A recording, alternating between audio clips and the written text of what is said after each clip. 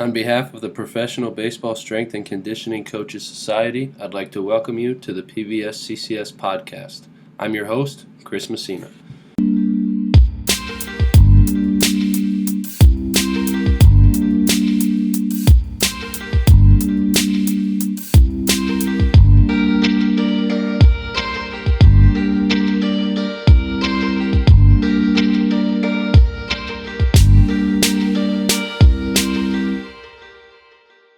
All right, everybody. I'm here with Mark Weisman of the Chicago Cubs organization. Mark, thanks for coming on, man. Appreciate your time. Tell the listeners about yourself, if you would, please. Yeah, thanks, Chris. Thanks for having me on. So, just basics. I grew up just outside of Chicago, northwest suburb, Chicago, Illinois. Went to the University of Iowa, and from there, kind of went to school for strength and conditioning, kinesiology. Ended up interning there with the football program and caught on full time with them. So was there 4.5, 5 years total with the internship there. From there, I went to Southeast Missouri as the director of just sports performance there. Was there for about a year, a little over a year, something around there. It was during COVID time. So craziest time just to get your first director gig. So was there, then went to the private sector, went back home, be with family, spend a lot more time with them in the Chicagoland area. And then when I was there, wasn't really looking for anything. One of my best friends from childhood, played baseball with them since we were 9 years old, called and it's like, hey, I'm with the Cubs. I'm the assistant hitting coordinator. Now he's a hitting coordinator. And it's like, we've had a ton of turnover in strength and conditioning. Would you be interested? I'm like, I don't know. Sure, I'll take a call. So I took a call with the then minor league strength conditioning coordinator, Corey Kennedy, who's with the Sacramento Kings now. And good conversation. Nothing really came from it. Wasn't searching too much there. Eventually started getting the itch to kind of get back into team sports. So from there, they reached back out again, luckily. And I don't know. I was like, it's a 1-year deal. Baseball's 1-year deals. It's a 1-year deal. If I don't like it, I'll go do something else. So caught on there, went to Myrtle Beach with actually my best friend. He was the assistant hitting coordinator, but we had a bunch of guys from the trades when we traded away the whole organization. A lot of those young bucks were in Myrtle or South Bend or low and high A. So I ended up going to Myrtle that year. After that year, Blaine Kinsley, who's now our director of strength and conditioning for all majors and minors, he got hired on as that role at the end of that year. Was supposed to go to AA that following year. Shake up in Major League coach left. Our minor league coordinator went up to the big leagues. So then I was promoted to minor league coordinator that year. So that was last season. So it was all last season. I was the minor league coordinator and been in that role since now. So that's kind of how I got to where I am at this point. So that's like a crazy journey, especially within baseball. Yeah. Just going from, A ball to the coordinator kind of on a hey, we need you to take care of this. Yeah. You started in football. Was baseball kind of always like in the back of your mind, or was it more of just like, I just want to be around team sports? You're a Chicago guy. I'm sure that probably plays into the factor of the organization, or was it just, what led you specifically? Is it, again, was there like an itch in the back of your mind? You're just like, whatever, I'm open to anything. So yeah, I always liked baseball. I'll say when I was younger, I was a little psychopath. So I gravitated to football eventually. But baseball is the best sport growing up. Pretty good at baseball, and then just kind of fell off a little bit, kind of got either burnt out or whatever you want to call it. And then I ended up playing football, high school, college. So that kind of got me into football. That opened the door within strength and conditioning with football. It's where I played. So I went and interned there and was lucky enough to be brought on at Iowa. But baseball in general, I've always been interested. I heard bad stories in the past of pay and where you start, where you work, the craziness of it. So that kind of I never really thought about getting into it because of some of that. The first conversation with Corey Kennedy, that kind of opened the door. Okay, this is a growing field to actually have a living in and to be promoted, work your way through. So like that more intrigued it. The sport itself, I've learned to really love it again, starting from there, especially being low A ball. Like you learn to love the game because some of those games are not the best. We were fortunate enough to have a pretty good team, so it was a little better maybe than some, but you learn to love the game. And the way I think now, like a lot more stoic and being able to control my emotions. Like I feel like baseball's better off for like my mindset than almost football nowadays, where it's like consistency every day. You have to come. There's 162 games or less in the minors, so just having that consistency, being able to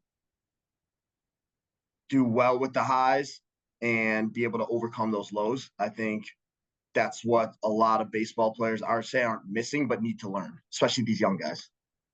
So Yeah, that's how I got that's a baseball. great point, dude. And like that's the thing for me early on. Like I felt like I was living and dying by like wins and losses, and like my whole day was determined on if we won or not that night. Literally, like I would go home and my wife would be like, "How was your day?" And I was like, "You already know the answer, whether we won or lost, right? Like it's a good or a bad day." And I found that to be really exhausting for myself, to where, like you said, that if you lose one game, like there's 162 in the big leagues, 140 or whatever it is in the minor leagues now, like it's gonna come back the next day. And I think, like you said, the consistency aspect of baseball is what makes it very unique, in the sense that, like, I was having this conversation the other day, like you can't hide from it, right? Like if you're struggling, if you're slumping, if you're for your last 40, like you have to play again. And sometimes that's really draining on people, of like, I have to be at my best again. I have to be the same guy again. I'm really struggling. I need a day off, but our primary guy is hurt. So I'm trying to play and I'm putting pressure on myself. And I think, like you said, that's a major component of training as a whole, that we're all in the weight room, we're all sprinting, we're all jumping, we're all throwing things, but that mental side of professional baseball, I think a lot of those young kids that come in, and I'm sure you saw this when you were in A ball, and now especially as a coordinator with new kids coming in, like that pro schedule is just an absolute monster compared to what anybody is used to playing baseball. Especially, like, I came from the Northeast. If we played 35 games in a season, that was like a huge win for us, right? And then I think about, like, that's like a quarter of the season or a fifth of the season. Like it's such a small sample, and that season drove me nuts. So like as a player, I couldn't even imagine doing it. And that's what makes the guys that make it and can handle that so special, is like it really is so demanding physically and mentally. Yep. No, totally it is. There's no other sport like it. Every other sport has off days. There's no other travel like it. It's better now in the minors where you play 6, but like in the big leagues, you're lucky if you get a six game homestand and you're on the road for who knows how long. So like that's where you can take advantage of recovery modalities, sleep, whatever it might be. And then at the lower levels, you got to find a way to overcome some of that stuff in the hotels, whatever it might be. But yeah, it's definitely a grind compared to others.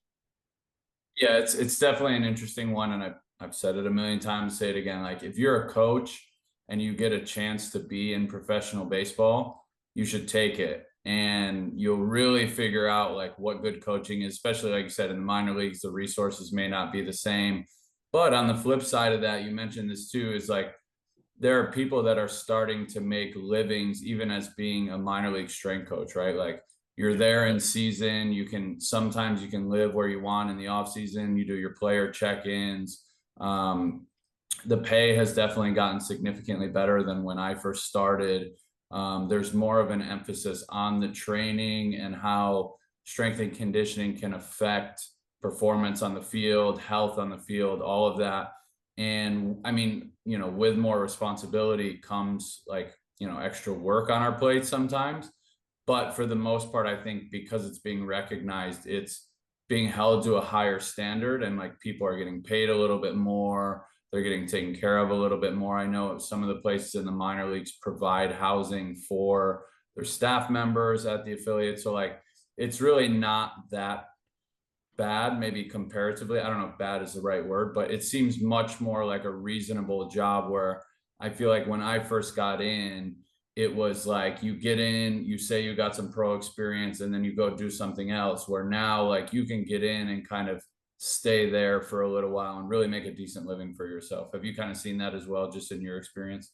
Yeah, I think so. I do think like within this field, there's a crazy amount of turnover in every sport, in pros, collegiate, everything. So, but I do think that it's probably better than what it used to be, especially now that there's room for people to grow. Like the staffs are getting a little bit bigger. There are different types of roles you can work into. It's not just all right, you go from low A to high, high to double, double to triple to big leagues, whatever it might be. So there's different avenues you can go. Yeah, I've had that conversation with quite a few people now. Is just with the blending of like skill development and some of the other things that are going on. There are roles being created for like, performance coaches, or something that blends a little bit more of that hitting in the weight room versus being like traditional strength and conditioning coach. I know there's guys, in the game that have like their licensed massage therapy. So they're kind of mixing some of that massage aspect with the strength and conditioning. I mean, there's a couple of guys that used to be strength coaches that are dietitians now as well. And they have kind of, these dual roles that they're creating for themselves. And I think organizations are starting to look at the value of what an individual can bring to the table and what kind of skill set they have, and kind of matching that with positions, instead of just like, nah, you're the AA strength coach, like just do strength and conditioning. It's like, what can you bring to the table that's going to help our players?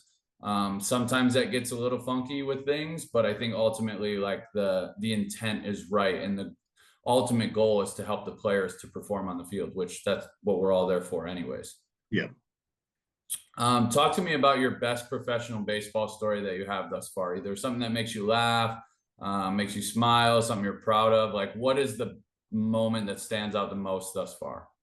Yeah, I'll give you one, like not horror story, but I'll give you one like typical minor league, and then I'll give you like good things. But no, first one is the first day going to Myrtle. I have no pictures of the weight room. I know we are getting a trailer at some point, which scares me because that means that something's not correct there. Like how small is this thing, whatever it might be.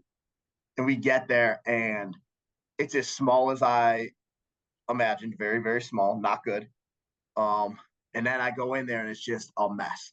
There's stuff everywhere. The person who was there before, I didn't know him. I don't know the name now either, but I wouldn't say it anyway. But nothing's in place. Everything's all over the place. There's a dead mouse in there, and there's a live mouse in the rice bucket, and there's just shit everywhere within it.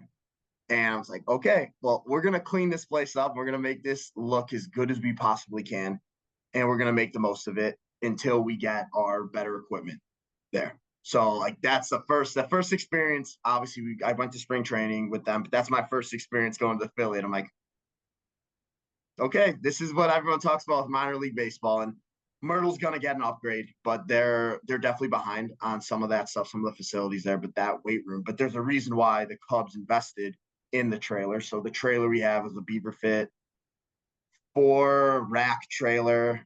Set it up outside. I had some shade under trees where if it gets too hot, we can roll with it. Didn't rain too much where we ever had to really close it. We actually ended up taking on the road, which is awesome. So we didn't have to rely on the away team times or finding a random gym. But like, yeah, like that's number one, first thing minor leagues. Here's the weight room, and is the most disgusting thing I've ever seen. Like at least there was equipment in there and everything. But so yeah, that's the first thing in there. But I'd say like the fond moment, I'd say just from that Myrtle team itself, we've had 3 or 4 guys debut already from 2 years ago. It's pretty cool to see them. They started at the lowest professional A-ball level, you want to call it, and now they've already debuted. And it's cool to see that and see them achieve their dreams. And then it's always the next thing is, all right, now you got to stay there. And some of them stuck already too, so which is cool. But yeah, I'd say yeah, definitely cool to see that. Just like that's why I'm in it, is to see these guys achieve their dreams, help them achieve their dreams in any way possible. And it's really cool when that happens. Yeah, the more that I talk to people, the more this kind of becomes the answer that people say. And it makes me really happy, honestly, because I know when I was in the minor leagues, it was the same. Like I was trying my damnedest to get myself to the big leagues, but so was everybody else in the room. And there's kind of like two types of people, right? Like the ones that get jealous or they're like, ah, it should have been me. And to be fair, like I was the same way certain times, right? Like there were things going on that I was like, it should be me going to the big leagues, but I'll be patient. I'll put my time in. Eventually, I'll get there. And then the other side of it is like you're just celebrating victories for everybody, right? And anybody getting to the big leagues is a victory because it's like we said earlier, it is so hard to get there. Yep. So hard as a staff member, as a player, anybody. It is really, really hard to get there. And so if you get there, like that's something that should be celebrated. And I think again, the other side is also like sticking up there, which is a whole nother beast in itself, right? Like that jump to the big leagues is enormous for a lot of people.